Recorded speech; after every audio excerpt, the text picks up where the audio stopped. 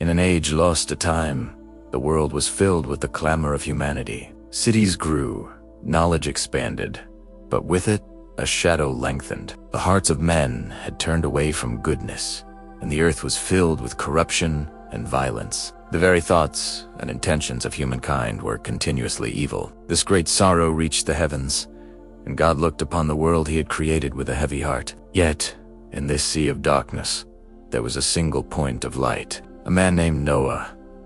Noah was righteous, a man blameless among the people of his time, and he walked faithfully with God.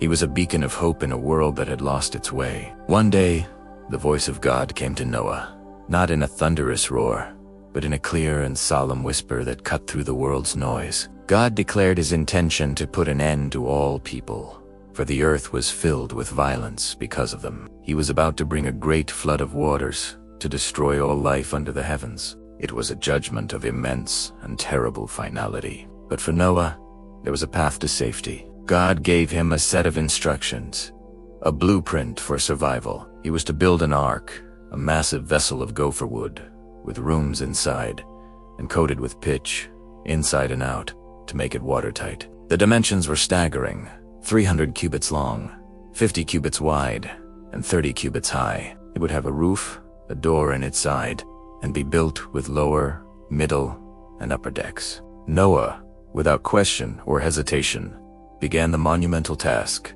He and his sons, Shem, Ham, and Japheth, set to work. The sound of saws and hammers echoed through the valley, a stark contrast to the world's revelry. Day after day, year after year, the colossal structure began to take shape. It was an undertaking of incredible faith and endurance. As the ark grew, so did the curiosity and scorn of the people around them. They watched Noah, this old man, toiling under the sun, and they laughed. They called him a fool, a madman, an ark on dry land. They mocked. "Where is this flood you speak of?" Noah preached to them, warning them of the coming judgment and calling them to turn from their ways. But his words fell on deaf ears. They ate, they drank, they married, they lived their lives completely unaware of the impending doom. Their hearts hardened against the truth. Then, as the ark neared completion, a new instruction came from God. Noah was to bring into the ark 2 of every kind of living creature, male and female, to keep them alive. Of the clean animals and the birds, he was to take 7 pairs. Suddenly, a procession unlike any seen before began. From the forests, the plains, and the skies, the animals came. Lions walked alongside lambs, wolves beside sheep, all drawn by an unseen hand. They moved in an orderly, peaceful march toward the great wooden ship, 2 by 2, and in 7s. The people watched in stunned silence, their mockery turning to an easy wonder. How could this be? The great beasts and tiny creatures, predators and prey, all moving in harmony towards Noah's vessel. It was a miracle unfolding before their very eyes, a final, silent testimony to the truth of Noah's words. When every creature was aboard, Noah, his wife, his 3 sons, and their wives entered the ark. They were 8 souls, entrusted with the future of all life on earth. Then, the great door of the ark, too heavy for any man to move alone, was sealed shut, not from the inside, but from the outside, by the hand of God himself. For 7 days, they waited in the silent, dim light of the ark. Outside, the world continued as it always had. The sun rose and set, and the scoffers returned to their daily lives, perhaps thinking the strange spectacle was over. But on the 7th day, the sky began to darken. The fountains of the great deep burst forth, and the floodgates of the heavens were opened. Rain began to fall, not a gentle shower, but a relentless, torrential downpour that the world had never known. It rained for 40 days and 40 nights without ceasing. The water rose steadily, swallowing the valleys, then the hills, and finally the highest mountains. The jeers of the mockers turned to cries of terror, but it was too late.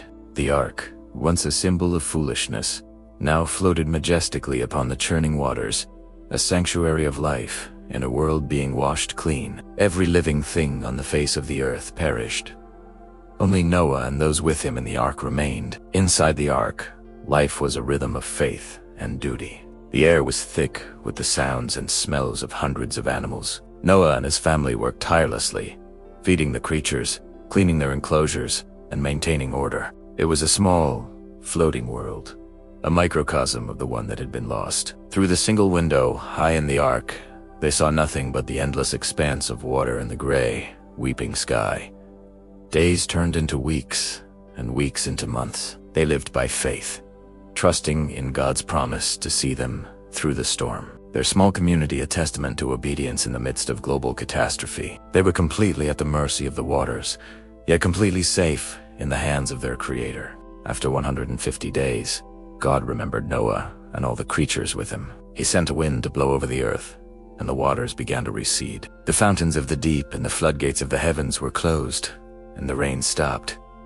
Slowly, inch by inch, the water level dropped. The ark, which had been tossed on the open sea, finally came to rest on the mountains of Ararat. Yet, even though they had touched solid ground, the world outside was still a vast ocean. Noah waited. He waited patiently for God's timing. More than 2 months later, the tops of the mountains became visible. The long wait was nearing its end. After another 40 days, Noah opened the window of the ark. He sent out a raven, a strong, hardy bird, which flew back and forth over the waters until they had dried up from the earth. Then, he sent it out a dove to see if the waters had receded from the ground. The dove, finding no place to set its foot, returned to the ark. Noah waited 7 more days and sent the dove out again. This time, the dove returned in the evening, and in its beak was a freshly plucked olive leaf.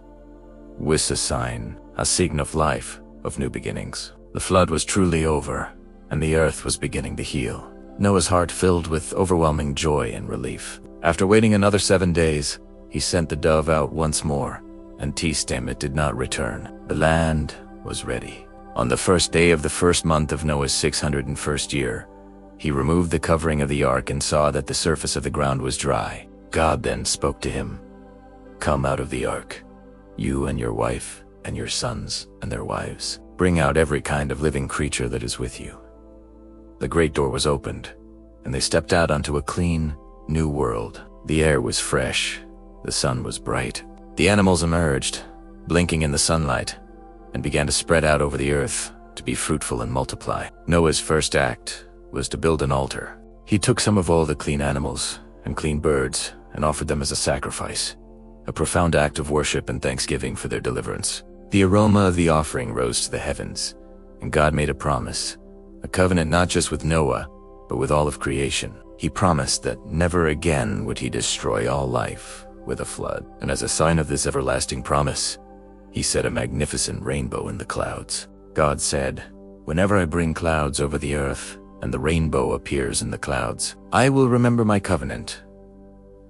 From that day forward, the rainbow has been a symbol of hope, a vibrant, colorful reminder of God's faithfulness and his promise of grace. Noah and his family, the sole survivors of a drowned world, were given the task of repopulating the earth, carrying with them the memory of the flood and the promise of the rainbow into the new dawn of humanity. Thanks for watching.